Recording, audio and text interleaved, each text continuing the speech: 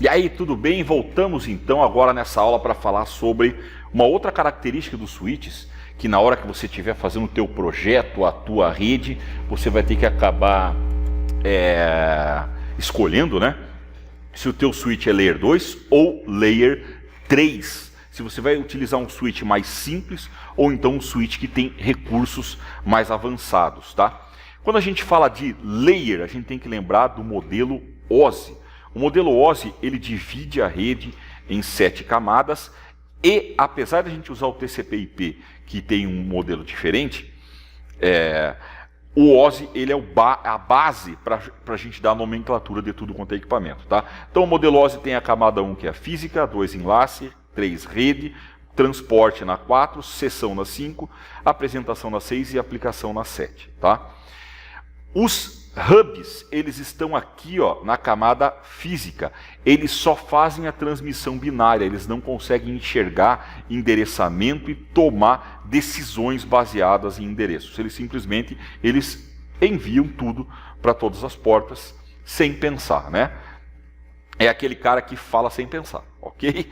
A camada de enlace, ela já é uma camada superior à camada física e ela é uma camada que dá acesso aos meios. Por exemplo, o Ethernet está na camada de enlace, tá?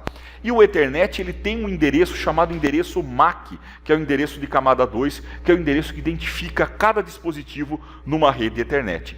E tanto o switch quanto a bridge estão aqui, ó, tá? Tanto o switch Layer 2 quanto uma bridge, eles estão na camada 2 do modelo OSI, tá? Layer é igual a camada, tá? Estão na camada 2 do modelo OSI, e eles tomam decisões de encaminhamento através do endereço MAC, ok? Por isso que eles estão na camada 2 do modelo OSI.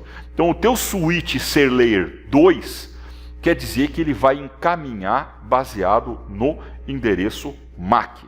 E o IP, professor? Ele não enxerga IP, tá? Switch Layer 2 não consegue enxergar da camada de rede para cima, a não ser da sua própria interface de gerenciamento. Lógico, né? Um switch gerenciável precisa ter um IP de gerenciamento. É como se ele fosse um mini computador. Ele tem uma mini plaquinha de rede dele mesmo ali, onde ele consegue enxergar as coisas que são dele, para ele poder fornecer para você acesso remoto via HTTP. Então ele tem um servidorzinho HTTP dentro dele, bem básico. Ele tem um servidor SSH, ele tem um servidor de Telnet para você poder se conectar remotamente a ele, tá? Mas é uma coisa dele, ele enxerga o que está vindo direto para ele. Ele não vai enxergar os IPs da rede, tá? Não vai conseguir encaminhar e tomar decisão através do endereço IP, somente através do endereço MAC. Então, isso é um switch Layer 2. Não quer dizer que um switch Layer 2 não tenha vários recursos. A gente vai ver ao longo do curso que mesmo o switch Layer 2 pode ter uma pancada de recurso para filtragem, encaminhamento, qualidade de serviço e tudo mais, ok? Então, a camada de enlace, que é a camada de acesso aos meios, que é onde a bridge e o switch estão localizados, quer dizer que ele vai conseguir ler o endereço MAC e tomar decisões baseado nesse endereço MAC, né, que é o Media Access Control Address. O endereço MAC normalmente ele é dividido entre o número da organização e o número de série. Então o endereço MAC ele é um cara que a gente chama de flat. Não dá para eu separar, eu quero esses MACs vão para cá, esses MACs vão para lá. Isso tem que ser feito na munheca, tá? Não é que nem uma rede IP, beleza? E eles identificam os computadores, tá? Isso aqui, então cada computador vai ter uma placa de rede, e cada placa de rede vai ter um endereço MAC queimado dentro daquela placa de rede, ok? Eles devem ser únicos. As empresas, elas têm vários números de serial aqui, ó. Tem vários números de serial, o tal do Organization Unique Identifier, o OUI, e cada placa de rede que eles vendem tem que ter um número de série diferente. Se a placa não for clonada, você não deve ter esse tipo de problema na rede, tá? Eu só vi uma vez isso acontecer na rede de um amigo meu que tinha uma placa clonada. Nunca vi isso acontecer em lugar nenhum. Então as decisões dos switches de Layer 2, elas são utilizando o endereço MAC, tá? Ou o Media Access Control Address, tá? O endereço MAC de destino. Então o switch vai aprender o MAC através da origem. Então quando o teu computador quer mandar alguma coisa para alguém, você é a origem, ou alguém é o destino. Quando você manda alguma coisa, ele olha aquilo na porta e fala, opa, esse cara está aqui nessa porta. Tá? E aí, quando o outro cara responde, ele sabe, esse cidadão está aqui nessa porta. Então ele vai colocando aqui, ó, cada MAC aqui é um exemplo de um endereço MAC, tá? Então tem o exemplo aqui, o 000001 está na porta 1, o 2 está na porta 2, o 3 está na porta 3, isso aqui é só um exemplo, tá? Esse MAC aí não deve nem existir, tá? Então, você tem, o switch vai vendo a comunicação da rede e vai colocando os endereços numa tabela chamada CAN Table, ou a tabela de endereço MAC, tá? O CAN é de Content Addressable Memory, que eu já falei lá no comecinho do curso, né? Então ele vai preenchendo essa tabela e ao longo do tempo, quando os dispositivos forem conversar, ele vai criar um caminho exclusivo entre cada dispositivo. Por isso, você não tem colisão numa rede com um switch que não tenha hub nenhum, tá? Lógico que se um dispositivo mandar um broadcast, ele encaminha para todas as portas. Ou multicast por padrão, se você não tiver nenhuma configuração no switch, ele também vai encaminhar para todas as portas, ok? Multicast ele pode encaminhar só para um grupo de portas específicos, desde que você configure o multicast naquele switch, ok? Desde que você faça a configuração do multicast naquele switch, beleza? Switches Layer 3.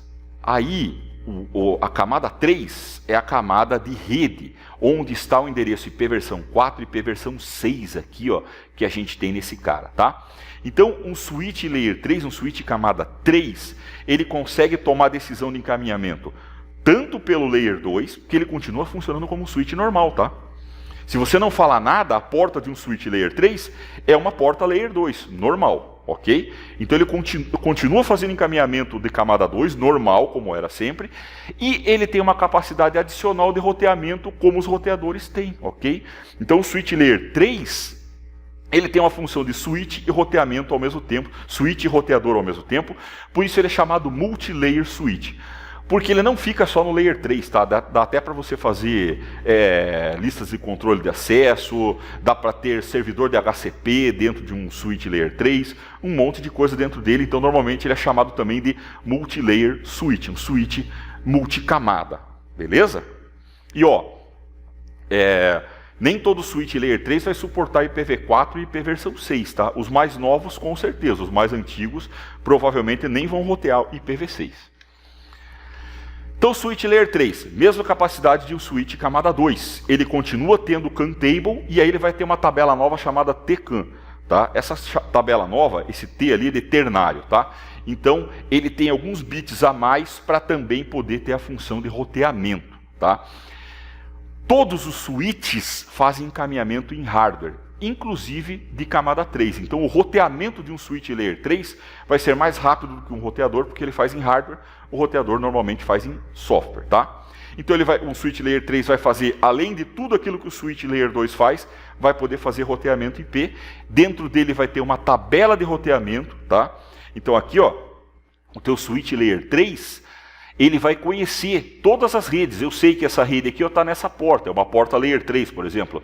A VLAN 2 tem essa rede, na VLAN 3 tem essa rede, na VLAN 4 tem essa rede, e assim vai. Você vai ter uma tabela de roteamento e o switch vai saber onde encaminhar aquelas redes IP. Então, se ele não conseguir encaminhar pelo MAC, se ele precisar fazer um roteamento entre duas redes diferentes, ele usa a camada 3 e faz o roteamento, porque ele tem tabela de roteamento e tem switch que suporta até roteamento dinâmico. Como eu falei, ele pode realizar outros serviços como lista controle de acesso, DHCP, roteamento dinâmico e um monte de coisa a mais, ok? Tem casos que o switch Layer 3, dependendo da tua empresa, da quantidade de serviço que você tem, o switch Layer 3 já vai dar conta, você não precisa nem do roteador, tá? Tem muitos casos que acontece isso. Então, quando eu utilizo cada tipo de switch? Switch Layer 2 e Switch Layer 3. Switch Layer 2, normalmente ele está no acesso. São switches onde você vai ter a maior quantidade e você precisa dos caras mais baratos, então você fica no acesso com eles. Switch Layer 3 vai estar na agregação, na distribuição e no core. Eu coloquei agregação porque nem toda topologia segue a topologia em 3 camadas, tá? Então às vezes você vai ter uma topologia muito louca, onde você agrega os teus switches de acesso, e você também pode utilizar aí nessa agregação, também na distribuição e no core você vai utilizar os switches Layer 3, ok? É assim que a gente mais ou menos faz isso daí. E lógico, todo switch não gerenciado é um switch Layer 2, tá? Só que eu não consigo colocar recursos como VLAN, trunk, Ether Channel, que é a agregação de links, que a gente vai ver tudo isso daí durante o curso, tá? Num switch não gerenciado eu não consigo fazer isso. Então se você quer ter VLAN, esse tipo de coisa, você vai ter que ter um switch Layer 2 gerenciável e que suporte os recursos que você precisa, ok? Então, topologias pequenas, né, e unidades remotas, você pode ter aqui, ó, switches Layer 2 e um roteador na ponta, que é o router on a stick. Ou então, ao invés de ter um roteador na ponta, você pode ter um switch Layer 3, tá? Você pode ter um switch Layer 3 no lugar do roteador. Quando você vai colocar um, quando você vai colocar outro? Depende da quantidade de serviço que esse cara que está lá na ponta tem que suportar. Como eu falei, o roteador ele suporta bem mais do que o roteamento hoje em dia. Ele pode ser um gateway de voz integrado no roteador, ele pode ter, encaixar módulos que são módulos onde você pode colocar um servidor, você pode colocar um pouco de storage nele, tá? Então os switches hoje em dia eles fazem bem, os roteadores hoje em dia eles fazem bem mais do que só rotear. Então você vai ter que ver a quantidade de serviço, né, que você precisa para você saber se você coloca um switch ou um roteador. Arquitetura em 3 camadas, como eu já falei sempre, né? Cuidado com a tua arquitetura, cuidado com a tua topologia, tá? Essa arquitetura em 3 camadas, ela já prevê redundância, alta disponibilidade e um diâmetro pequeno. Você tem poucos saltos entre o core, distribuição e o acesso. Então, um computador, para sair daqui e chegar no core, para ir para uma outra distribuição, ele pula 1, 2, 3 vezes até o core, tá? Então o diâmetro da tua rede, ele também é importante porque a gente tem que usar um negocinho chamado spanning tree e às vezes, dependendo do diâmetro, você vai ter algum problema. Apesar de que, normalmente, né, o acesso, o link entre distribuição e acesso são links Layer 2, tá? E aqui, entre distribuição e core, e entre core e as outras distribuições, vão ser links Layer 3, eles vão falar IP. Então é isso aí, se você gostou desse vídeo, não esquece de dar um gostei, eu curti, dar um like e também, se você estiver aqui no YouTube, não esquece de assinar o nosso canal. Em algum lugar aqui tem uma logo da DLTech, onde você pode clicar em cima e assinar o canal. Aí você vai virar um subscriber, um assinante do canal, e sempre que tiver uma novidade, você vai receber um aviso e vai poder assistir. Se você está no Facebook, em cima do vídeo vai ter a nossa fanpage, o link da página oficial da DLTech no Facebook. Clica lá, curta a nossa fanpage, que ela também é atualizada sempre com os novos conteúdos bem legais e você vai poder também ser avisado por lá quando a gente lançar alguma novidade. Então é isso aí, pessoal, um grande abraço e a gente se vê num próximo vídeo. Até mais!